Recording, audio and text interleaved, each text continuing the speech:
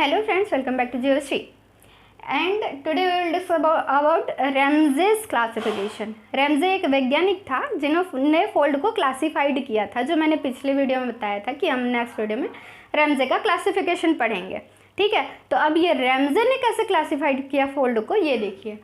Based upon curvature of the inner and outer arc, fold के inner और outer arc के curvature के base पे कि वो कितना ज़्यादा कर्व्ड है, कितना घुमाव है उसमें, उसके बेस पे, और द बिहेवियर ऑफ डीप आइसोगॉन के बिहेवियर के बेस पे उन्होंने क्या किया था, क्लासिफाइड किया था फोल्ड को। किन किन चीज़ों पर? पहला तो डीप आइसोगॉन के बिहेवियर पर, और दूसरा आउटर और इनर आर्क के कर्वेचर के बेस पर। ठीक है, तो ये तो आप लोग को समझ आया ही होगा, लेकिन डीप आइसोगॉन है ये नहीं समझ आया होगा। ठीक है, तो डीप आइसोगॉन क्या होता है?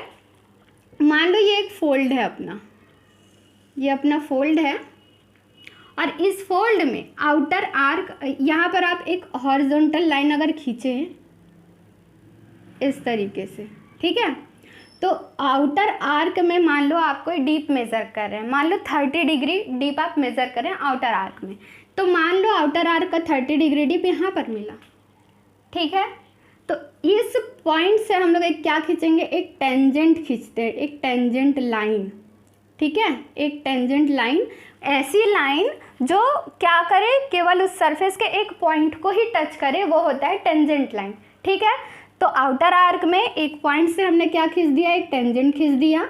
और इसी तरीके से क्या बोल रहा है, डीप आइसोगॉन का मतलब a line that connects point of equal inclination, equal inclination के पॉइंट को। ठीक है, तो इक्वल इंक्लिनेशन के पॉइंट को कैसे करेंगे, ये जो अपना आउटर आर्क है इसका इंक्लिनेशन अगर 30 डिग्री है, तो इक्वल इंक्लिनेशन मतलब इनर आर्क का भी इंक्लिनेशन 30 डिग्री होना चाहिए। ठीक है, तो देखो यहाँ पर अगर 10 डिग्री है तो यहाँ पर हम नहीं खींचेंगे, यहाँ पे 40 है यहाँ नहीं खींचेंगे, कहाँ पर खींचेंगे, जहाँ पर उसका इंक्लिनेशन आउटर आर्क के बराबर हो।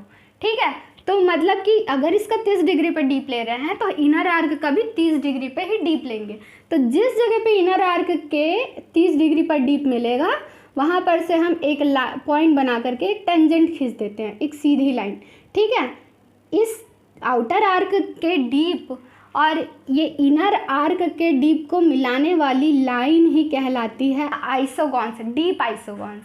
ठीक है, इसका मतलब क्या कि मैंने क्या कहा कि आउटर आर्क में अगर हम लोग 30 डिग्री के डीप पर एक टेंजेंट खींच रहे हैं, तो इनर आर्क के भी 30 ही डिग्री पर एक डीप लेंगे और एक टेंजेंट खींचेंगे। उन दोनों 30 डिग्री वाले डीप को मिलाने वाली जो लाइन होगी, वही लाइन क्या कहलाएगा, हमारा डीप आइसोगॉन कहलाएगा। क्लियर है? तो अब समझे डीप आइसोगॉन के बिहेवियर पे वो कैसे क्लासीफाइड करेंगे, अभी देखना। इसमें उसने पहले कहा क्लास 1 क्लासिफिकेशन उन्होंने 3 टाइप से दिए। ठीक है, पहला क्लास 1, क्लास 2, क्लास 3। क्लास 1 में उन्होंने कहा कि जो डीप आइसोगॉन है ये कन्वर्ज हो रहे हैं, किधर, एक्सियल सरफेस की तरफ। ठीक है, तो यहाँ पर क्या हो रहा है, डीप आइसोगॉन कन्वर्ज हो रहे हैं क्लास 1 में। लेकिन आप देखेंगे कि कन्वर्ज यहाँ भी तो हो रहा है, यहाँ भी हो रहा है, यहाँ भी हो रहा है। तो उसने 3 टाइप के क्लास 1 को 3 टाइप का और क्लासिफाइड कर दिया, class 1A, class 1B, class 1C। ठीक है, तो उन्होंने पहले क्लास में क्या कहा कि कन्वर्जेंस डीप आइसोगॉन होगा, डीप आइसोगॉन जो है वो कन्वर्ज होंगे, कहाँ, एक्सियल सरफेस की तरफ। क्लियर है? इसमें क्या कहा उन्होंने कि जो इनर आर्क का कर्वेचर है ना, पहले तो डीप आइसोगॉन के बेस पे बताया ना कि डीप आइसोगॉन कन्वर्ज होंगे जो क्लास 1 है उसमें, और जो इनर आर्क का कर्वेचर है वो आउटर आर्क के कर्वेचर से ज़्यादा होगा। ठीक है, इनर आर्क का कर्वेचर आउटर आर्क के कर्वेचर से ज़्यादा होगा। ठीक, अब इसमें देखो क्लास 1A उन्होंने दिया किस बेस पे, उन्होंने देखा कि उसमें ये सारे में, इन सारे फोल्ड में ये प्रॉपर्टी तो मिल रही है, लेकिन उनमें लिम्ब और हिंज के थिकनेस में फ़र्क आ रहा है। तो इसलिए उन्होंने क्या किया, उसको फर्दर 3 क्लास में डिवाइड कर दिया, class 1A, class 1B, class 1C। ठीक है, क्लास 1 में उन्होंने क्या कहा, जो लिम्ब है वो हिंज की तुलना में ज़्यादा थिक है, मतलब लिम्ब की थिकनेस हिंज की थिकनेस से ज़्यादा है, तो वो आएगा हमारे क्लास 1A में। ठीक है, और इसमें अगर आप डीप आइसोगॉन्स देखेंगे तो क्या हो रहा है, एक्सियल सरफेस की तरफ कन्वर्ज तो हो रहा है, लेकिन ये बहुत ही जेंटल है। ठीक है, दूसरा जो है ये क्लास 1B में उन्होंने कहा कि जो लेयर का थिकनेस है वो कांस्टेंट है, मतलब अगर इस फोल्ड का जो थिकनेस है ये लिम्ब में भी उतना ही होगा जितना कि हिंज में है। ठीक है, तो इसमें जो डीप आइसोगॉन्स होंगे, ये डीप आइसोगॉन क्या होंगे, एकदम नॉर्मल। ठीक, इसमें क्या है, जेंटल, इसमें क्या है, इंटरमीडिएट। ठीक है, और तीसरा क्लास देखोगे क्लास 1C, तो इसमें बोला है कि जो लिम्ब थिकनेस है ये हिंज की थिकनेस से कम है, मतलब कि लिम्ब पतला होगा, हिंज जो है उसकी मोटाई ज़्यादा होगी। ठीक है, तो इस बेस पे उन्होंने क्लास 1C दिया। और इसमें भी देखोगे डीप आइसोगॉन कन्वर्ज हो रहे हैं, लेकिन क्या है, एकदम टाइट है, एक दूसरे के पास है। ठीक है, तो ये क्या था, जेंटल था, ये मॉडरेट था, और ये क्या है, बहुत टाइट डीप आइसोगॉन है। ठीक है, तो इसमें लिम्ब का थिकनेस क्या होगा, हिंज के थिकनेस से कम होगा, ये क्लास 1C होगा। क्लियर है, नहीं होगा तो कमेंट में लिखो, पूछो, मैं बताऊंगी। इसके बाद फिर क्या है, क्लास 2।